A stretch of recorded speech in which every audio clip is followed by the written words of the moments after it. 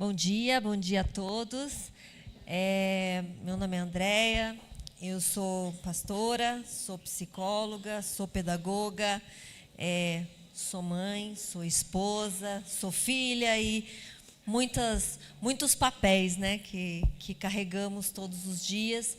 E é um prazer enorme poder estar aqui com vocês. Nós somos de Sorocaba, estou aqui com meu marido Anderson Bonfim, é pastor também, somos da Igreja Família. Nós somos de Sorocaba, passamos 23 anos, casamos e passamos 23 anos na cidade de Curitiba, onde trabalhamos com missões, com treinamento, capacitação, e há 2 anos retornamos para Sorocaba, né, para a mesma igreja que nos enviou.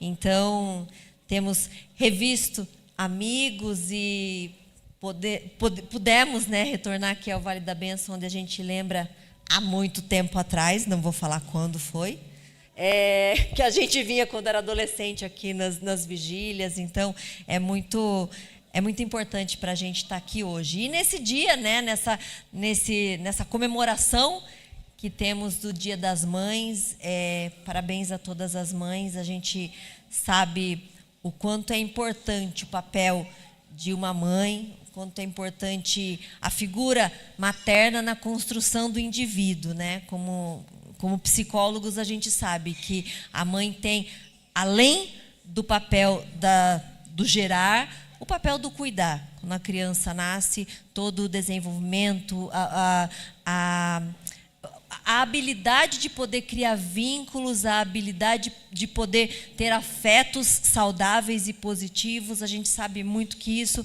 está no papel, né, construído a partir do papel da mãe. E hoje eu trouxe uma palavra para vocês, mas não cabe só para as mães, mas cabe para todo mundo que está aqui, todo mundo que acredita que é possível gerar um novo ciclo.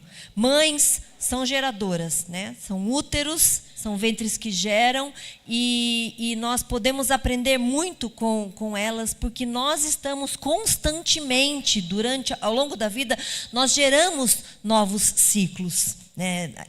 Eu e a minha família, a gente acredita muito, a gente fala muito isso o tempo todo, um novo ciclo, da gente estar atento àquilo que Deus está fazendo, atento aos sinais, não perder conexão com o Espírito Santo, para a gente poder transicionar para novos tempos. O tempo todo a gente fala sobre isso, né? A nossa vinda para Sorocaba foi a nossa ida para Curitiba foi um ciclo, e lá vivenciamos muitos ciclos, e a nossa vinda, né, o nosso retorno para Sorocaba também tem sido um ciclo de Deus para nós, né? Então eu hoje queria poder compartilhar com vocês, né, a história de falar sobre novos ciclos, mas a partir de alguém da Bíblia que gerou algo, mas aquilo que foi gerado não foi só uma criança, não foi só um bebê, mas foi um novo tempo para a vida dela, para a vida da família dela e para a vida da nação de Israel. Muitos de vocês já ouviram falar sobre Ana? Conhecemos a história de Ana? Eu sou apaixonada pela história de Ana, porque cada vez que eu estudo sobre ela, cada vez que eu leio sobre a história dela, eu entendo algo novo, eu aprendo algo novo com ela, porque ela foi uma mulher que, em meio ao enfrentamento ali de uma dor muito grande, em meio a um contexto complicado ali em que ela vivia, ela teve uma fé que foi capaz de mover o céu, de trazer uma bênção sobre a vida dela. A pastora leu aqui no início o Salmo 128, onde fala, né, bem-aventurado o homem que teme a Deus. E ali, mais para frente um pouco, diz que ele vai ser abençoado. E essa bênção vai se espalhar e vai trazer paz em Israel. Opa, peraí. Então quer dizer que a bênção, a maneira como Deus me abençoa, não é só para mim? Não é. É para a tua família toda. E para aqueles por quem a sua família é tocada. E com a história de Ana nós aprendemos isso.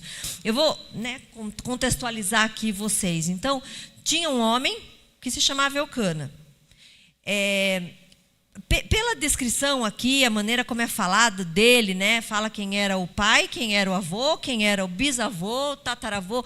Então, imaginamos que ele foi alguém importante, era um homem de uma relevância ali na nação naquela época. E ele tinha 2 mulheres, Ana e Penina. Penina tinha filhos, Ana não tinha. E todos os anos esse homem e a família, eles subiam até Siló para celebrar, para ter um tempo ali com Deus, para prestar culto ao Senhor. E lá, Hofni e Finéias, que eram os filhos do sacerdote Eli, também eram sacerdotes do Senhor ali naquele lugar. No dia em que o Eucana oferecia o sacrifício lá para o Senhor, ele dava um pouco para Penina, para os filhos e filhas que ele tinha com ela, e dava uma porção também, só que dobrada, para Ana, porque Eucana amava muito Ana, embora o Senhor tinha deixado ela estéril. Quem tinha deixado Ana estéril? Quem tinha deixado Ana estéril? O Senhor.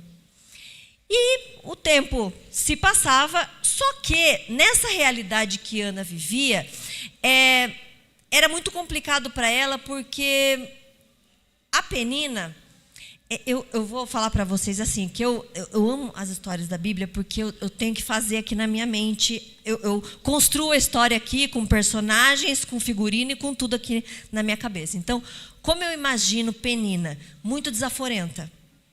Eu acho que ela não era crente, não era mulher de Deus, não é possível, porque ela provocava muito Ana. Então eu imagino ela falando assim, então, né, Ana, aqui na minha cabeça, tá? Não sei se era assim, mas aqui funciona, eu imaginar a história assim. Então eu imagino ela dizendo assim, ai, como é gostoso ser mãe, não é mesmo? Ai, verdade, você não sabe que você não é. Então, na minha cabeça eu imagino ela fazendo esse tipo de desaforos para Ana. E quando elas iam até Siló para prestar culto, mais ainda que ela provocava, ela irritava a Ana, porque aí eu imagino ela dizendo, né, Ana, vê só, mais um ano a gente aqui e o teu Deus aí, nada, né? E aí o nenê que você está esperando não rolou, né? Então ela era muito provocada por Penina. E em uma dessas idas deles até Siló, depois de ter sido provocada por Penina, Ana subiu e foi ali ter um tempo com Deus. Ela deixou todo mundo, a família ali, a comida à mesa, deixou aquele tempo, porque a maneira como a Penina irritava a Ana era tão grande que ela não tinha nem vontade de comer. Então, Ana era uma mulher que carregava uma amargura, porque ela carregava um desejo. Ela queria ser mãe. O desejo dela era ser mãe. Ela tinha um sonho. Mas eu vou falar algo para vocês. A gente pode ter um sonho, mas Deus tem um propósito. E nós precisamos estar alinhados com esse propósito que o Pai tem. E ela saiu dali da mesa, deixou todos e foi. O sacerdote ali estava sentado na porta do templo, e ela foi até ter um tempo ali com Deus. E ela ali foi de verdade diante de Deus. Deus conhece a sua dor. Deus sabe o seu anseio. Ele sabe onde dói, o que incomoda, onde está a nossa amargura e o tamanho dela. Ninguém sabe medir tamanho de dor, só sabe o tamanho da dor quem sente. Só sabe o tamanho da falta, quem está sentindo de verdade. E Ana foi ali de verdade diante de Deus. E aí ela chorou e ela colocou o coração dela. E eu imagino que, porque ela fazia isso todos os anos, ela era uma mulher de Deus e era temente a Deus. E ela se colocou ali, imagino que ela passou um certo tempo. E o sacerdote ali, que estava ali só olhando, viu que chegou um momento que, sabe quando você está orando, e ali se quebrantando e chorando, e eu imagino que chegou um momento que ela não tinha mais nem palavras para dizer nada para Deus, e ela só mexia a boca ali, orando com o coração, e ele olhou e falou assim, opa, e chegou para ela e falou assim, queridona, imaginou que ela estava embriagada, falou, bora deixar o vinho aí, vamos parar de beber, né? E aí ela falou, não, Não me tire por vadia. Não ache que eu sou uma vadia. Não é isso que eu estou aqui derramando a minha alma, quebrantando a minha alma diante do Senhor. E aí acho que ele sentiu que pisou na bola, né? Falou, epa, julguei aqui, espera um pouco, e falou, então minha filha, vai, que Deus conceda, né? Que Deus te deu ali uma bênção para ela. Naquele momento, ela levantou e o semblante, a palavra diz que o semblante dela mudou. E ela levantou e já estava mais leve e feliz, e foi, sentou e comeu e foi para casa. E aí a gente sabe que fé, quando a gente tem fé, fé é movimento. E eles já no dia seguinte acordaram e já celebraram ao Senhor. E claro, só orar não adianta. Foram para casa, ela teve relação com Eucana e aí engravidou. Uau! Uma mulher que há tanto tempo estava esperando, ela engravidou e ela começou a gerar algo. Porque naquele dia que ela fez uma oração, ela fez um voto com Deus. Ela disse assim, aqui 1 Samuel diz assim, que o voto que ela fez com Deus foi: ó Senhor dos exércitos, se tu deres atenção à humilhação da tua serva e lembrares de mim, e não te esqueceres da sua serva, mas lhe deres um filho homem, então eu o dedicarei ao Senhor por todos os dias da sua vida, e o seu cabelo e a sua barba nunca serão cortados. Ela fez um voto com Deus nesse dia. Deus, se o Senhor me der um filho, o que eu quero, então ele será teu. E depois disso, né, ela engravidou de Samuel, e aí depois a gente sabe toda a história e toda a representatividade, o papel de Samuel na história de Israel. Mas aqui eu queria que a gente pudesse conversar e entender um pouco a história de Ana, né? Ana foi uma mulher cheia de graça. O significado do nome Ana é cheia de graça, mas ela, sem dúvida, ela é cheia de graça porque ela enfrentou a dor da esterilidade. Ela era uma mulher estéril, mas ela foi uma mulher que, com a fé dela, o tamanho da fé que ela tinha, ela conseguiu gerar esse novo ciclo. E vamos entender o que é ciclo. O que é, quando eu falar, o que é um novo ciclo? O novo ciclo é um novo começo, um novo tempo. É algo novo que você vai vivenciar para você e, quem sabe, para quem está perto de você, para a sua família e para todo mundo que está ao seu redor, para todo mundo a quem você toca. Nós, o tempo todo, constantemente, todos os dias, estamos tocando pessoas. E eu quero que a gente possa ser edificado hoje com essa história de Ana. Para que, primeiro, para que você possa viver um novo ciclo na sua vida, um novo ciclo na sua família, um novo ciclo na sua história, é preciso que você compreenda que Deus tem um plano maior. Nós podemos, como eu falei, nós temos um sonho, mas Ele tem um propósito que vai muito além do que você pode compreender. E essa história aqui, ela não está falando para a gente apenas da dor de Ana. Não está dizendo apenas sobre a esterilidade de Ana, apenas da angústia e da amargura que Ana está carregando. Porque tudo que a gente lê aqui na Bíblia, é importante que a gente veja as histórias com detalhes. Vamos olhar um pouquinho mais com detalhes. O primeiro de tudo aqui, a gente não está falando de só mais uma mulher que era estéril e que foi abençoada por Deus com um filho. Não é isso. É importante que a gente entenda, primeiro, qual o contexto de Israel, qual era o tempo que Israel estava vivendo e qual é o contexto de Ana. Qual é a história de Ana? Quem era Ana? A história, né, o tempo dos juízes relata que foi talvez o tempo mais triste na história do povo de Israel, porque era um tempo onde Israel estava sem um rei, Josué tinha morrido e eles estavam ali vivendo cada um do seu jeito, do jeito que eles achavam que era certo, cada um na sua verdade. E no último capítulo de Juízes diz assim: naqueles dias não havia rei em Israel, e cada um fazia o que achava mais reto. Porque afinal de contas, ser humano sabe o que fazer, né? A gente sabe, só faz coisa certa. Então eu imagino uma verdadeira anarquia naquele tempo. Esse era o contexto de Israel.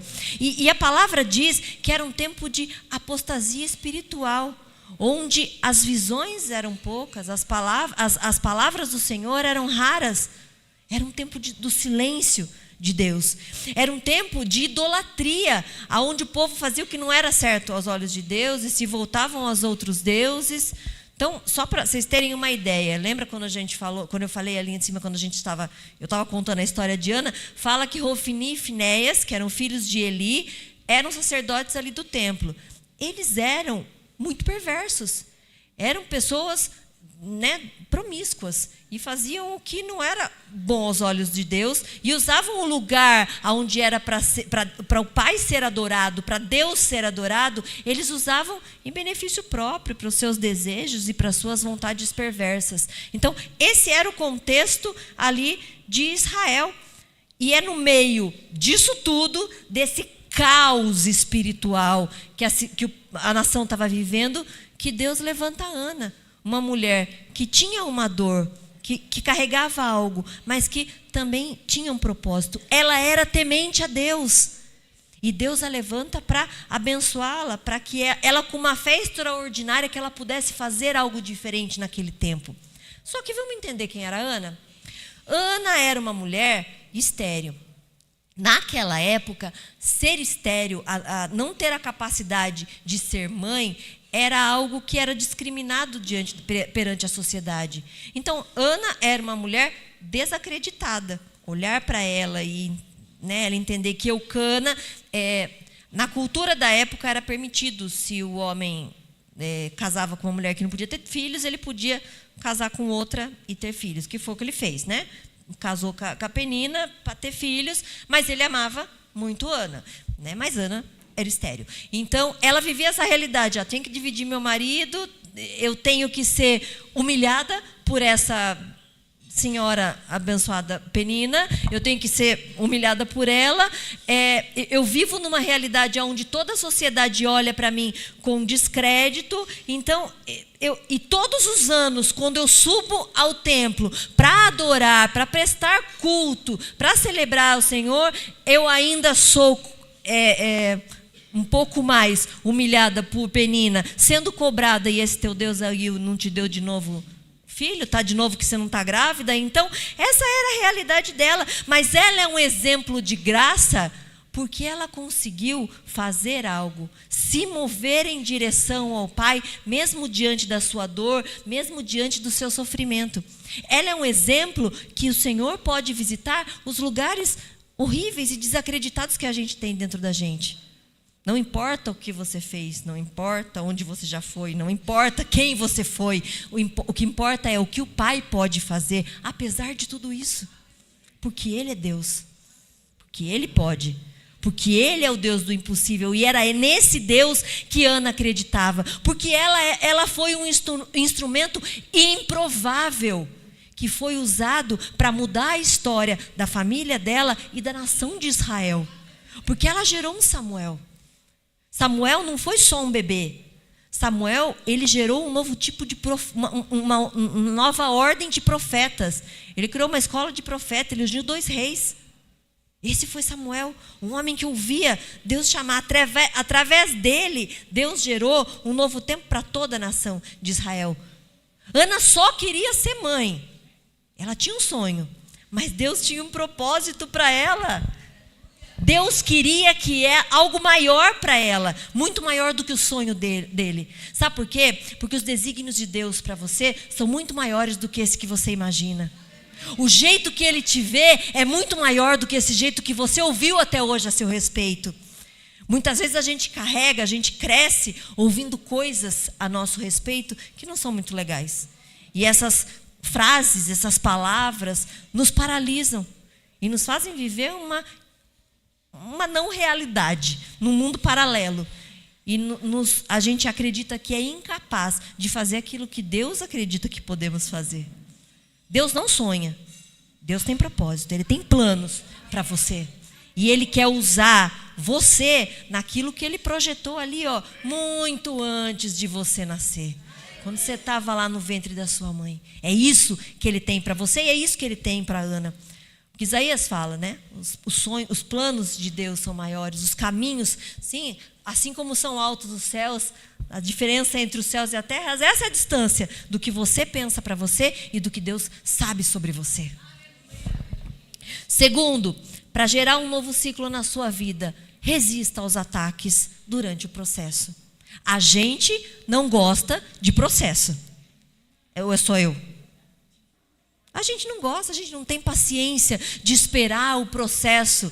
A gente quer apurar, mas Deus tem o tempo dele, a maneira dele e a aprendizagem ao longo do processo.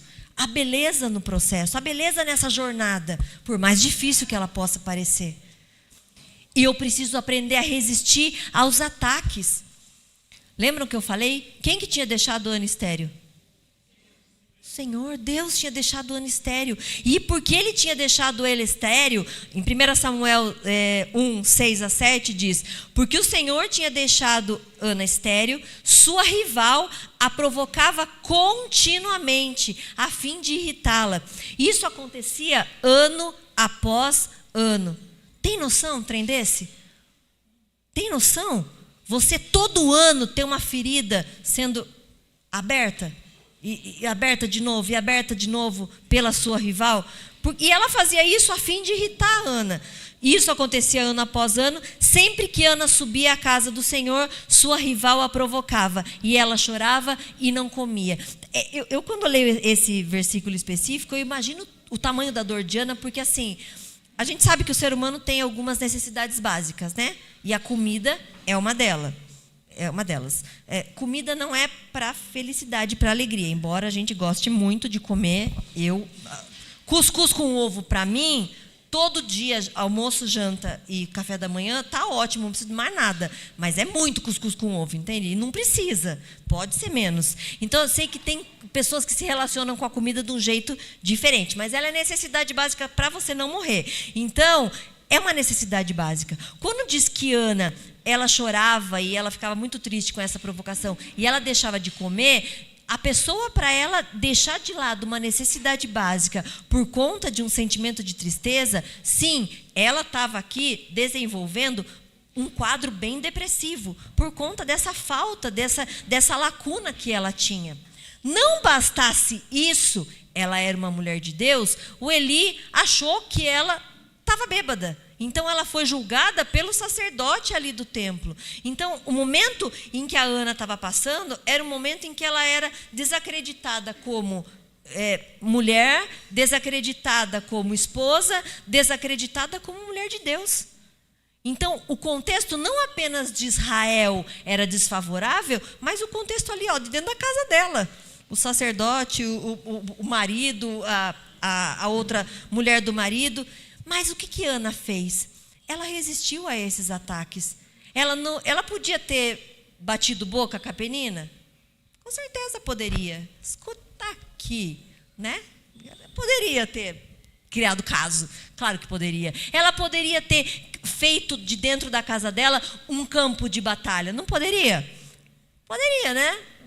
Mas não foi isso que ela fez. Ela resistiu a esses ataques, apesar de tanta provocação e de todas as provocações. Nós precisamos compreender e aprender a gente não dar força a todos os assassinos de sonhos, aos coveiros de sonhos que aparecem na nossa vida. Você carrega uma palavra? Se você carrega uma palavra e você sabe quem foi que falou, nós não podemos permitir que esses ataques que vêm de fora, em tempos difíceis, ou de pessoas que não estão conectadas com a mesma pessoa que te falou, que te disse, que te deu a promessa, nós não podemos permitir que isso aniquile e faça com que perca força aquilo que eu estou carregando. E Ana compreendeu isso, ela entendeu que a luta dela não era com a Penina, não era com Eli, não era com Elcana. A luta dela era aqui, no mundo espiritual. E foi o que ela fez. Ela foi fazer o quê? Se colocar aos pés do Senhor. Deixa eu me humilhar aqui aos pés do Senhor. É aqui que eu tenho que estar. Esse é o meu lugar. Ana, ela era criticada pela Penina, ela era julgada pelo Eli, ela era não valorizada pelo marido, porque tem um momento ali que o Elcana fala para ela, ele via ela chorando, e lembra que ele amava muito ela, né? Mas ele não entendia a Ana. Eu acho o Cana sem noção, coitado, sem noção. Porque assim, ó, ele não tinha noção do tamanho da dor. E ó a fala dele. Tem uma hora que ele chega para ela e diz assim: Ana, por que você chora? Por que não come? Por que não está tão triste? Não sou eu melhor para você do que 10 filhos? Não, você me dá trabalho igual 10 filhos. Mas lógico que não. Da onde? Não é. Não é assim. Então, ele não compreendia o que de fato Ana queria. Então, essa era a realidade que ela vivia, mas ela buscou na oração o seu fortalecimento. Será que se você tivesse um pastor que fizesse o que ele fez com ela, será que você não tinha saído da igreja? Não vem mais nessa igreja. Acho que eu sou bêbada e eu estou aqui orando. Não vou mais na igreja. Será que para Penina você não ia dar na cara dela? Sei lá, né? Né? Não sei, né? De repente, você desaforenta com ela também. Ou então, quando Eucana chegou e falou assim: não sou melhor do que 10 filhos. Aí você também ia ser desaforenta com ele e falar assim: ué, eu não fui melhor para você do que uma mulher que tem filho, que você precisou casar com a Penina. Não ia. Não dá vontade? Dá. Mas daí a gente lembra: não, peraí. Não foi, essa sou eu, não. Ana, não foi isso que Ana fez. Não foi dessa forma que Ana lidou com essa situação, com esse momento complicado para ela. Deus vai colocar pessoas no seu caminho, muitas vezes, que são pessoas para treinar o seu caráter mesmo. Né? Joyce Meyer fala isso, né? Que tem pessoas que Deus sabe a lixa que ele usa para as pessoas. Tem algumas pessoas que a lixa é aquela bem grossona. Tem outras que é só um polimento. E conforme você vai correspondendo, é que vai determinando a grossura da lixa. E eu vou te dizer uma coisa, né? A maneira como você lida com esse tempo que você está passando no deserto é o que vai determinar quanto tempo você vai ficar nele. Então, assim, quanto mais teimosa, quanto mais mula empacada a gente for numa situação complicada, mais tempo eu vou passar por ela, porque Deus está tentando me ensinar. E Deus colocou ali na vida da Ana algumas pessoas que estavam treinando ali o caráter dela e testando a fé. Mas ela sabia quem ela era, ela sabia o que ela ouvia. E olha só que incrível, eu acho Ana uma mulher muito sábia, porque a fé dela era maior do que tudo. Porque ela poderia muito bem, quando ele falou que ela estava bêbada, ela poderia ter hospedado aquela palavra de Eli e ter aceitado aquela ofensa, né? Pô, isso aqui me ofendeu, olha só, está me chamando de bêbada. Ela não acolheu essa palavra. E ela explicou: não, eu não estou bêbada, não é isso, eu estou me derramando diante do Senhor. Só que a hora que o Eli entendeu e falou: então que Deus, né, eu te abençoo para que Deus atenda o teu pedido, essa bênção, ela entendeu que vinha de Deus. E essa ela acolheu. Então nós precisamos aprender ao longo da nossa vida a ter um ouvido, a ter um coração, a ter uma psique capaz de selecionar aquilo que me serve e aquilo que não me serve. Saber ouvir, ter um ouvido atento a ouvir o que é Deus que está falando. E o que são as muitas peninas aí que estão me atrasando. Quantas peninas ao longo da tua história não estão talvez empacando o teu sonho de se alinhar com o propósito de Deus? De atender o desejo aí do teu coração. Isso que você tem constantemente orado e buscado. Então, se você está pensando em fazer algo relevante, espere por críticas, tá? Porque Ana sabia que era algo relevante. Ela sabia que ela queria algo grande. Porque olha só, ela podia ter falado: eu quero um filho. Mas ela falou: eu quero um filho homem. Porque ela sabia que o filho homem poderia ungir. Então, claro que ela não tinha o entendimento, mas Deus sabia o que ele queria com esse propósito. Por que ela pediu um filho homem? Vamos lembrar que foi Samuel que ungiu Davi, o rei. Então, havia algo no pedido dela, ela sabia que ela queria algo relevante. Quando você quer algo relevante, espere por críticas. Elas virão, mas você tem que estar preparado para como você vai recepcionar e como você vai lidar e as escolhas do que você vai fazer com aquilo. Porque às vezes Deus vai colocar fogo aí no teu caminho, é mais para você se mexer mesmo.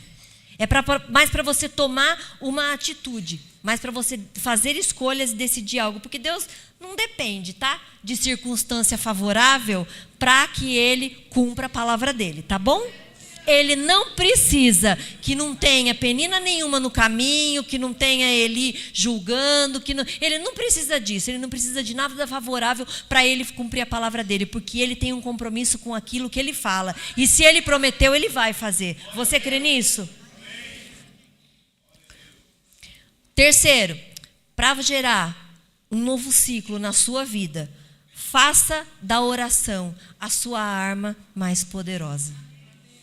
A Ana não precisou lidar batendo boca, retrucando, criando campos de guerra. Ela não usou nada disso como arma, mas ela usou a oração daquele que era o único que podia fazer alguma coisa, daquele que era o único que podia reverter o quadro. Foi isso que ela usou. Ela usou isso para se defender, para guardar o coração dela de uma promessa que ela sabia que ia acontecer, daquilo que ela cria. 1 Samuel 1:7 fala ali, né, que Ana era estéril e que a Penina a incomodava, mas ela não se distraiu hora nenhuma com a esterilidade. A Ana não se distraiu nem com a ofensa e nem com a lacuna, mas ela usou a oração para gerar um novo tempo para ela e para Israel. Quem ora consegue ruir estruturas. Por mais fortes que elas sejam, a oração tem poder. Quem ora está usando a sua arma mais secreta e mais invencível para se defender e para lutar contra qualquer coisa que seja, qualquer ambiente desfavorável. Quando a Ana ora, a palavra diz que ela se derrama, né? Que ela se coloca diante do coração de Deus, tanto que o Eli pensa que ela está bêbada, porque ela está ali falando com o seu coração. E nesse momento, é um momento onde ela está completamente humilhada na presença de Deus, mostrando a sua vulnerabilidade. Eu imagino ela sendo muito de verdade ali. Quanto você tem sido de verdade para Deus? Que muitas vezes a gente acha que eu não posso chegar para Deus e chorar e dizer que eu estou triste, dizer que essa situação está me incomodando. Não, você não pode chegar para Ele, você vai chegar para quem então fazer isso? Sendo que Ele é o único, Ele sabe, mas Ele quer essa entrega. Quando nos humilhamos, nós somos vulneráveis. Deus, eu estou aqui, inteirinho, esse sou eu, inteiro na Tua presença, inteiro nas Tuas mãos. E foi isso que Ana fez. Tanto que nesse trecho, ela usa pelo menos 5 vezes, ela se descreve como serva. Senhor, se o Senhor ouvia a palavra da sua serva, a oração da sua serva, e depois para Eli ela fala, não tome a sua serva como vadia. Então ela estava completamente humilhada e vulnerável na presença de Deus.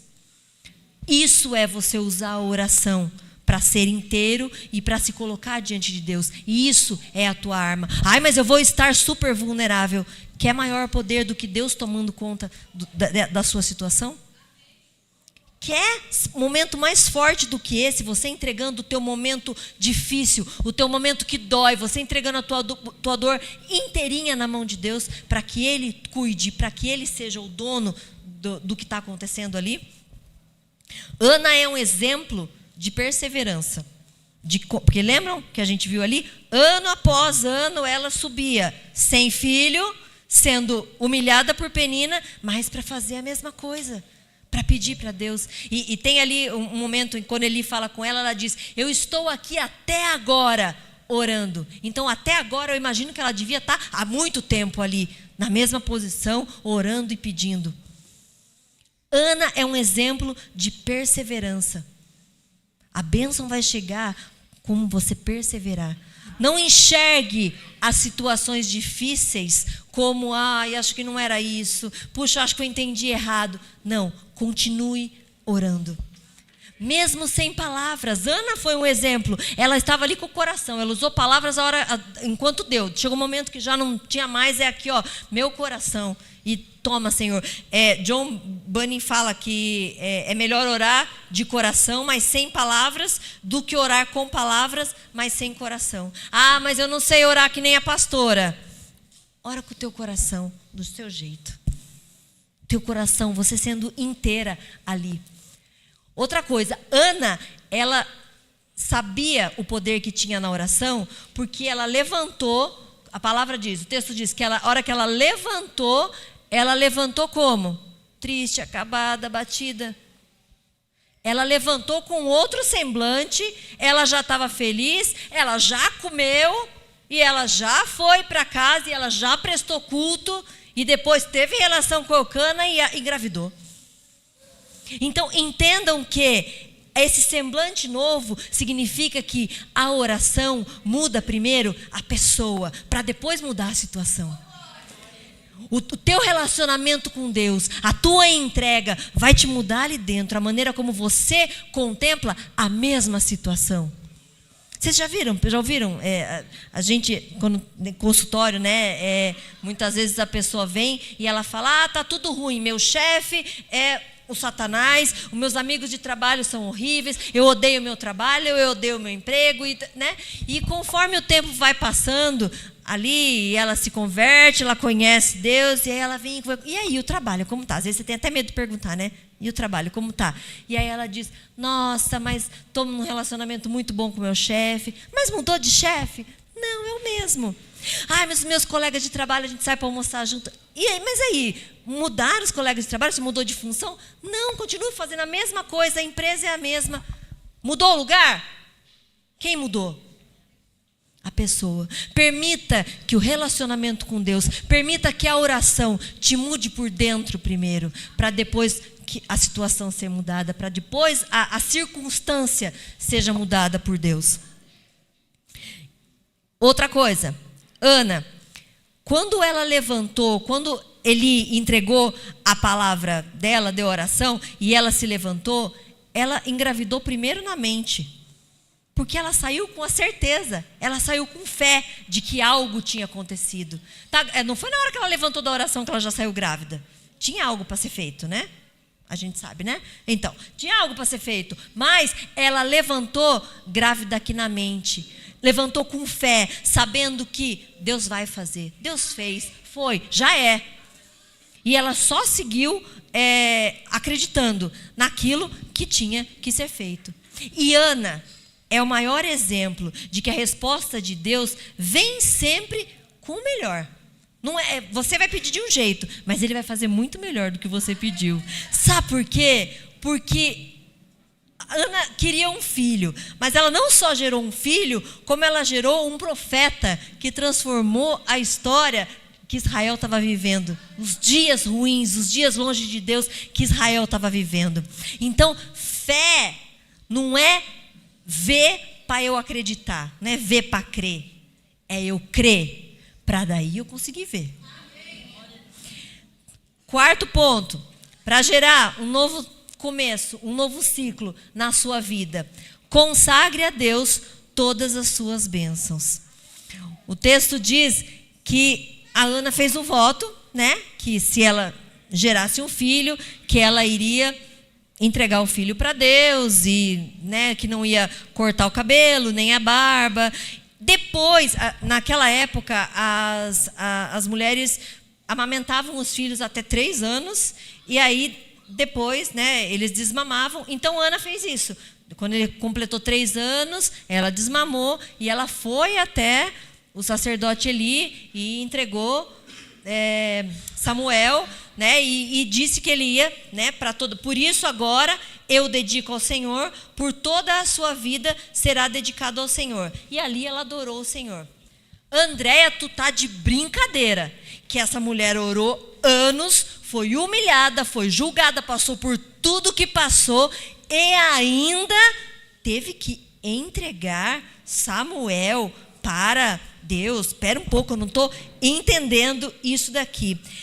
Pode parecer, e ainda o pior, né? Porque, com certeza, no tempo que Samuel passou com Ana, ela ensinou ele a ter um relacionamento com Deus, né? Ela criou ali uma base de amor, de afeto, falou quem era Deus, dentro do que podia ali, para a idade que ele tinha.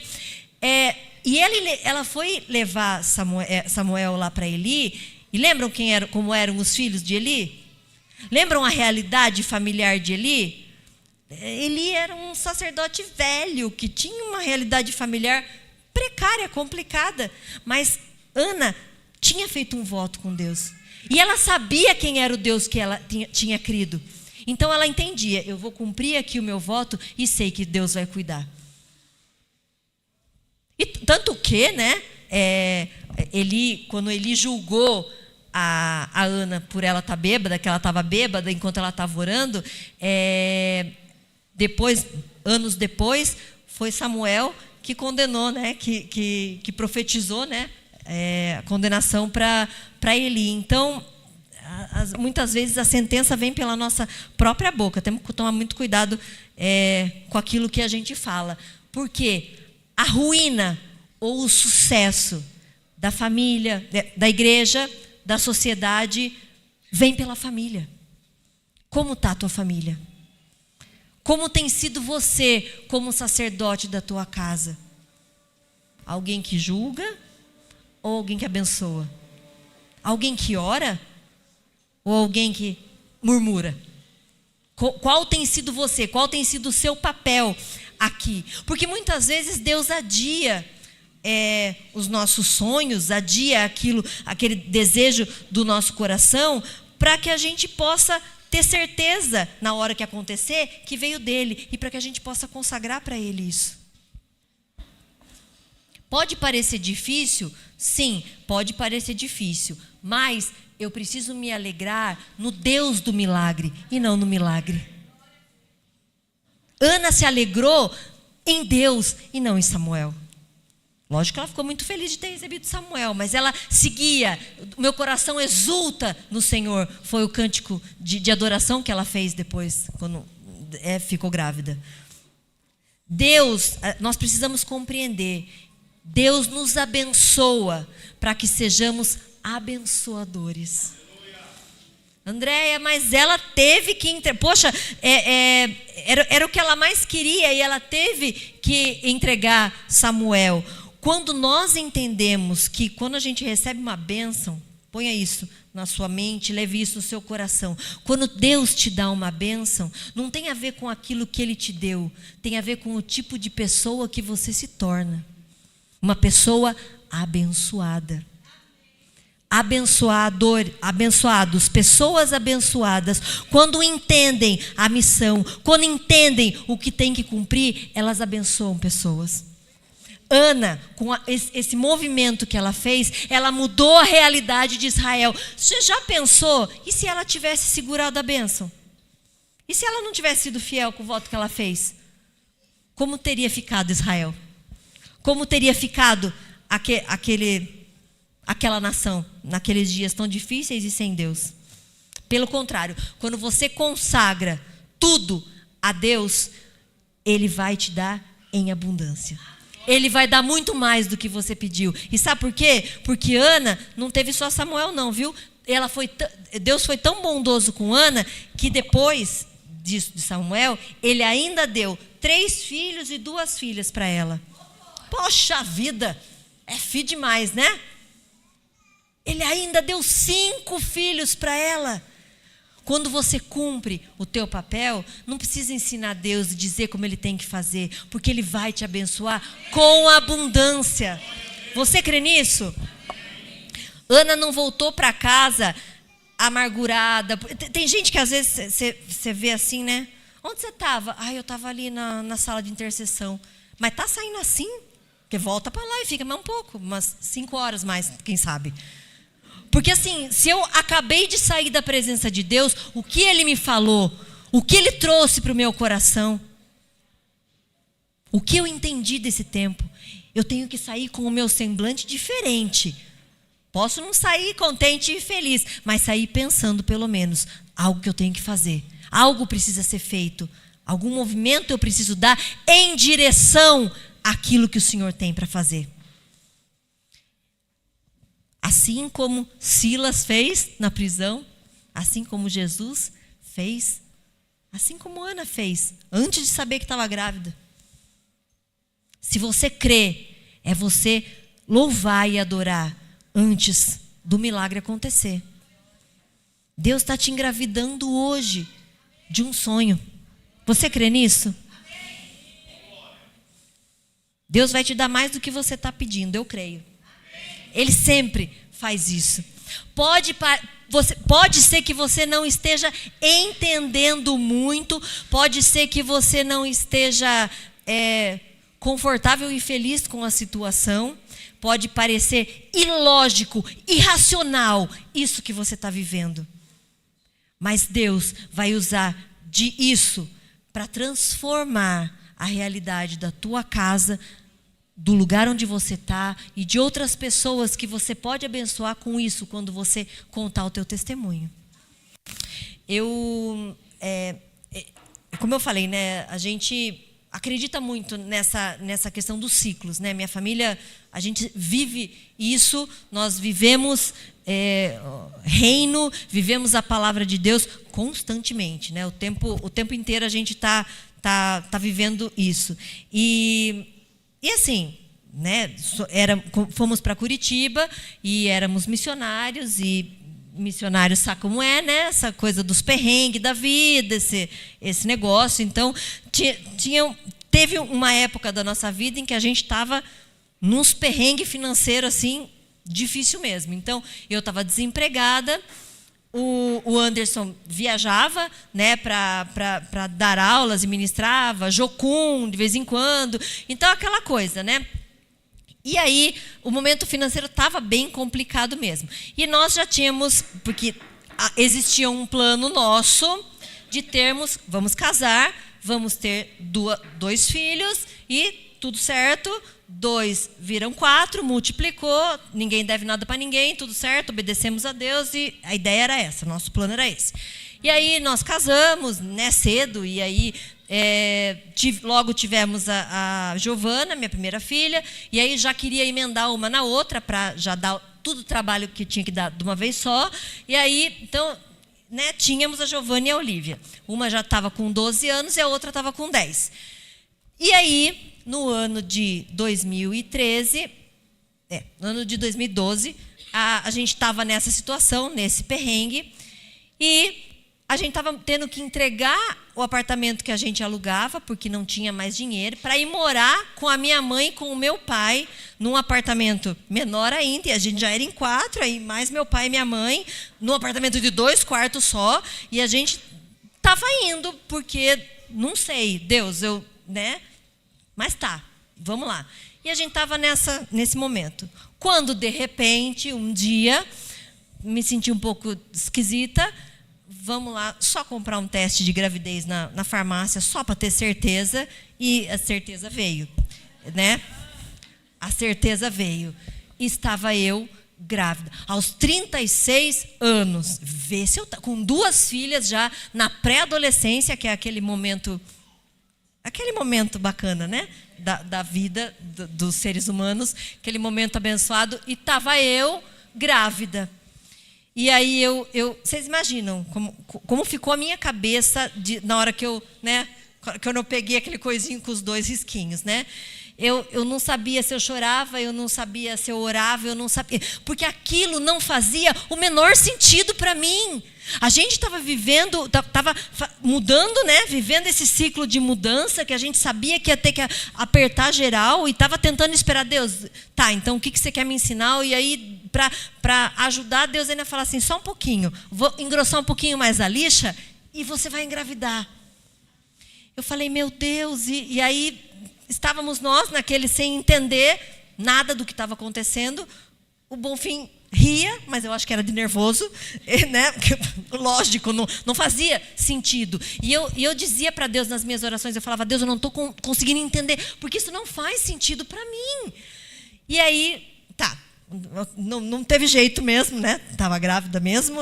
E aí os meses foram passando. Só que no meu coração eu não conseguia aceitar aquela situação.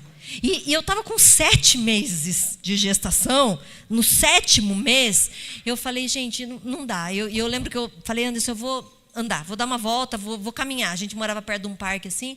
E eu fui naquele parque e eu estava andando ali.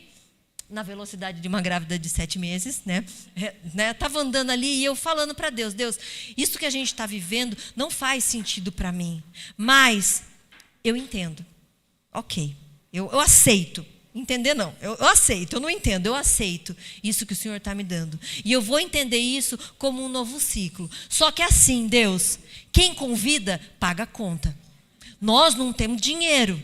Ó a situação que a gente está. Como é que eu vou fazer? Eu não quero nem pensar. Porque assim, eu não tinha nem roupinha. Porque normalmente a gente guarda, né? Eu não tinha que as roupinhas. Minhas já estavam adolescentes. Eu não tenho nada de neném, nada. Né? Nem planos eu tinha. Mas quem convida paga a conta, Deus. Então, eu não sei como vai ser. E aí, naquele dia, eu voltei para casa e compartilhei com o Anderson, né? E que Deus... E eu senti uma paz muito grande, assim, sabe? Invadir meu coração nessa oração que eu fiz. E eu fui e contei para o Anderson. Aí, eu falei para... E passou um tempo, chegou na hora do almoço, eu falei para ele assim, eu vi que aqui nesse mercado perto de casa, aquela fralda do pacotão, assim, da Mônica, tá em promoção. Vou lá comprar. Aí, ele falou assim, Andréia, mas Deus não te falou? Confia. Aí eu falei assim, tá bom. Aí ele saiu, que ele ia dar aula na Jocum. Aí eu falei assim, sabe de nada, tem muita fé, não sabe de nada, deixa que eu vou lá. E eu fui no mercado, e que estava uma promoção bem boa mesmo, e eu fui no mercado e comprei um pacote de fralda, né? Pacote da Mônica, aquele grandão assim. E aí cheguei em casa e ele ficou lá na Jocum, deu aula e ele voltou. Era umas 11 horas da noite. Aí ele chegou com um pacote e falou assim, mandaram para você. Mandaram para você. E de um lugar assim, que parece improvável, né? Porque são missionários. A gente sabe que ali, principalmente, uma situação mais complicada financeira deles. Ele falou assim, mandaram para você isso aqui. E quando eu abri, era um pacote da fralda da Mônica, igualzinho aquele lá que eu tinha comprado, só que tinha mais um outro pacote, e dentro tinha shampoozinho, sabonete, e parará, e pá, da Mônica, tudo. Naquele momento, eu entendi Deus dizendo, você quer fazer do seu jeito? Você pode fazer, mas do meu jeito vai ser melhor. Eu tenho o ótimo para você, porque você vai ficar com o bom. Naquele dia, eu entendi, sabe quando você solta a mão assim? Eu falei, ok, Deus, larguei a mão. Eu vou deixar para que o Senhor faça do seu jeito. E eu vou dizer algo. Lógico que eu não tinha plano de saúde, lógico que a gente não tinha nada mesmo, né? A gente acompanhava algumas igrejas no sul, né, nessa época, né? A gente era de Curitiba, mas tinha algumas igrejas de Santa Catarina e no Rio Grande do Sul. Eles fizeram ali no meio do caminho, em Criciúma, um chá de bebê para a gente, onde tinha o pessoal das igrejas, né, todas. Essa menina, chama Pietra, minha filha chama Pietra, ela ganhou tudo, mas tudo. Berço, bebê conforto,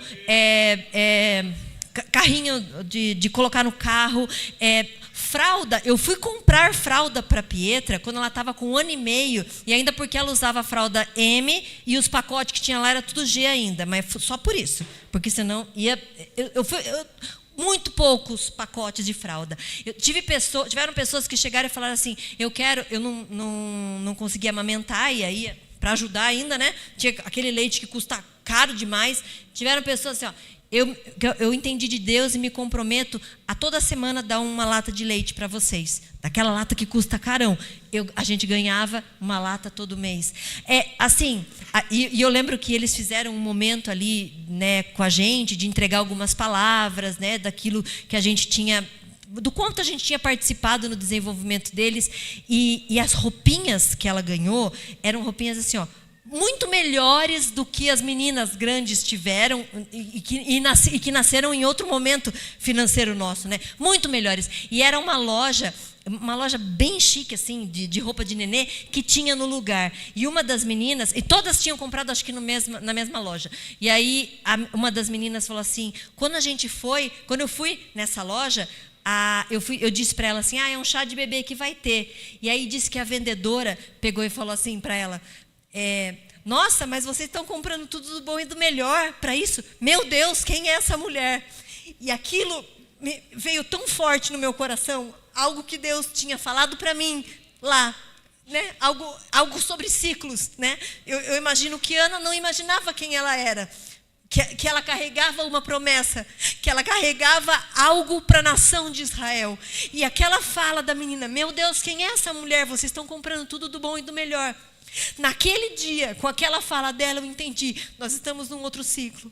Deus tem transicionado a gente para um outro ciclo.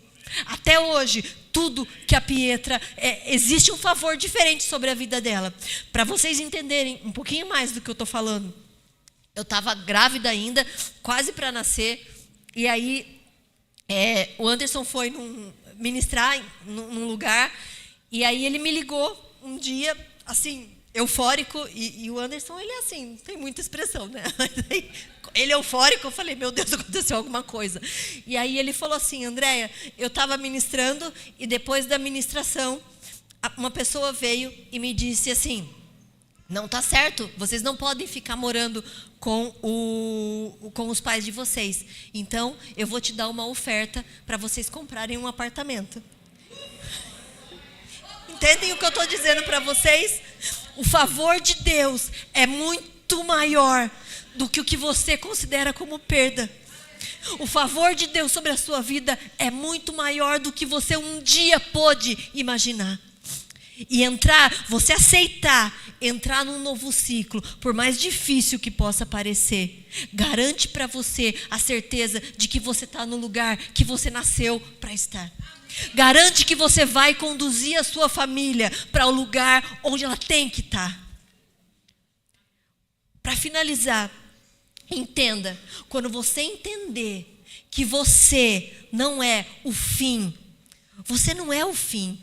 Isso que está acontecendo não é o fim. Você não é o fim. Você vai se surpreender com o fim que Deus vai fazer. Eu me surpreendo todos os dias. Cada vez que transicionamos o ciclo e que a gente entende: eu só sou o meio, eu não sou o fim.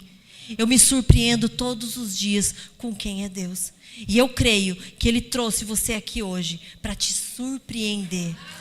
Ele é especialista em superar expectativas. Acredite, eu sei o que eu estou falando. Ele é especialista em fazer muito mais do que você pediu e muito mais do que você sonhou até hoje. Muito mais do que você imaginou que você era capaz. Eu quero abençoar a sua vida com a mesma perseverança de Ana. Você não vai precisar falar, mas que você quebrante o teu coração, entregue o seu coração e compreenda a sua vida, não como um fim, mas como um meio que Deus quer usar para abençoar outras pessoas, para abençoar uma nação. Creia nisso. Eu quero orar com vocês agora. Eu sei que quando vocês entraram aqui hoje, eu sei que vocês vieram com... Existe um desejo, existe um anseio, existe um pedido, existe uma angústia. Eu sei que você trouxe algo no teu coração. E eu te convido nessa manhã para você colocar diante de Deus isso. Para que você possa fazer como Ana fez. Mas para que você entenda que algo muito além do que isso que você está pedindo é o que Deus vai fazer. Você crê nisso? Feche os seus olhos. Pai, nós somos gratos a Ti, Deus. Somos gratos pela vida, Deus. Somos gratos porque o Senhor tem nos dado dons, Pai. Dons, e entre eles o Senhor dá um dom para todo ser humano, que é o dom de gerar, Deus, de gerar ideias, de gerar planos, de gerar sonhos, de gerar visões, Senhor. Em nome de Jesus, o que eu quero te pedir nessa manhã, Pai, é que o Senhor venha engravidar cada um aqui, Pai, daquilo que o Senhor tem como propósito, Deus.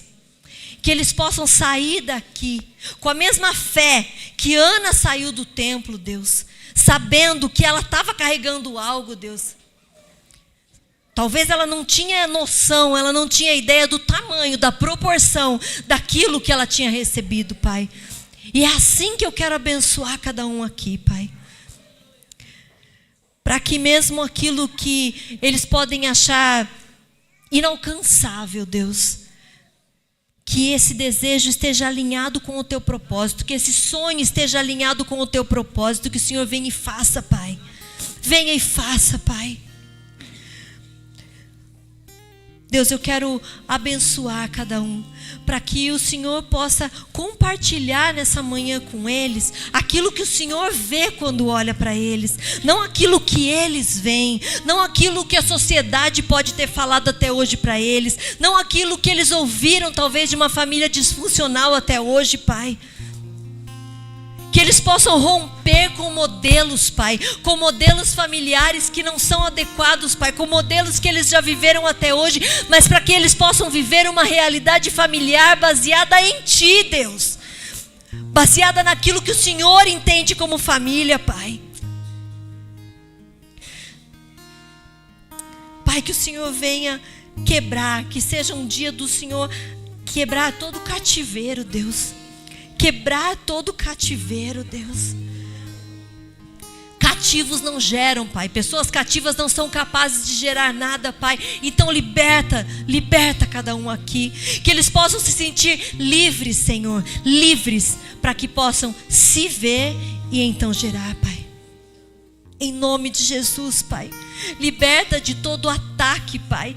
Que eles sejam sábios, Deus. Sábios em lidar com toda ofensa, Senhor. Sábios em como agir. Abençoa cada um aqui, Deus, com inteligência emocional, Pai. Para que saibam lidar com as suas emoções todos os dias, a cada palavra que seja falada, Deus. Pai, se existe alguém aqui que até hoje nunca tinha entendido um Deus que conhece as dificuldades, um Deus que entende as dificuldades e um Deus que está completamente disposto a reverter toda e qualquer situação e que não precisa de circunstância favorável, que essa pessoa consiga se voltar a Ti, entregar a vida a Ti, Pai, para ser inteiramente Tua, Deus. Inteiramente Teu, Pai. Não existe pecado que o Senhor não possa perdoar, Pai. Mas existe uma mudança de curso que nós precisamos fazer na nossa vida para viver esse novo ciclo que o Senhor está propondo, Pai. Nós queremos dizer nessa manhã o mesmo que Samuel falou quando foi chamado: eis-me aqui, Senhor. Eis-nos aqui, Senhor. Eis-nos aqui. Usa a nossa vida, Pai. Usa a nossa vida. Que sejamos os improváveis, mais abençoadores que já existiu na história, Pai. Queremos ser, Pai. Não importa o que foi falado até hoje. Não importa se somos vistos como improváveis, Deus. Importa o que o Senhor vê quando olha pra gente. Somos filhos, Deus. Somos filhos, Pai. E queremos ser esse tipo de gente abençoadora, Pai. Abençoadora a partir da nossa história, Senhor.